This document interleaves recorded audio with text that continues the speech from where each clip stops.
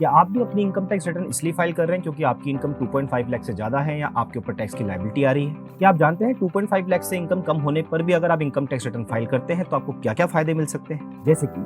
आपकी income tax return आपको bank loan या किसी फाइनेंशियल इंस्टीट्यूशन से लोन लेने में बहुत मदद कर सकता है, क्योंकि जब आप लोन के लिए अप्लाई करते हैं तो आपसे बैंक या फाइनेंशियल इंस्टीट्यूशन कोई भी आपसे 3 साल का रिकॉर्ड मांगते हैं, 3 साल की आईटीआर मांगते हैं, जो कि आपकी इनकम का प्रूफ होता है, ताकि बैंक ये चेक कर पाए कि आप लोन देने में, इंटरेस्ट देने में कैपेबल हैं कि नहीं। इसी तरह अगर आपको अपना टीडीएस रिफंड लेना है तो भी आपको इनकम टैक्स रिटर्न फाइल करना जरूरी है, चाहे आपकी इनकम 2.5 लाख से कम ही क्यों ना हो। क्योंकि अगर आपका कहीं टीडीएस डिडक्ट हुआ है, चाहे वो सैलरी से हो, चाहे रेंट से हो, चाहे इंटरेस्ट से हो, चाहे आपका बैंक में एफडी हो, सेविंग अकाउंट पे इंटरेस्ट आपको अर्न हो रहा हो और उस पर टीडीएस डिडक्ट हुआ है, तो टीडीएस रिफंड क्लेम करने के लिए आपको आईटीआर फाइल करना कंपलसरी है। इसी तरह अगर आप अपने बच्चों के लिए किसी स्कॉलरशिप के लिए अप्लाई कर रहे हैं तो उस केस में भी इनकम प्रूफ के तौर पर आपको आईटीआर देना जरूरी होता है। इसी प्रकार अगर आपको कहीं पर लॉस हुआ है किसी फाइनेंशियल ईयर में और उस लॉस को आप चाहते हैं अगले साल अपनी इनकम से सेट ऑफ करना, ताकि आपको टैक्स बेनिफिट मिल पाए, आपकी टैक्स लायबिलिटी कम हो पाए, तो उस लॉस को सेट ऑफ करने के लिए आपको इनकम टैक्स रिटर्न फाइल करना जरूरी है। तभी आप उस लॉस को कैरी फॉरवर्ड कर पाएंगे और आगे अगले साल में उसे सेट ऑफ कर पाएंगे।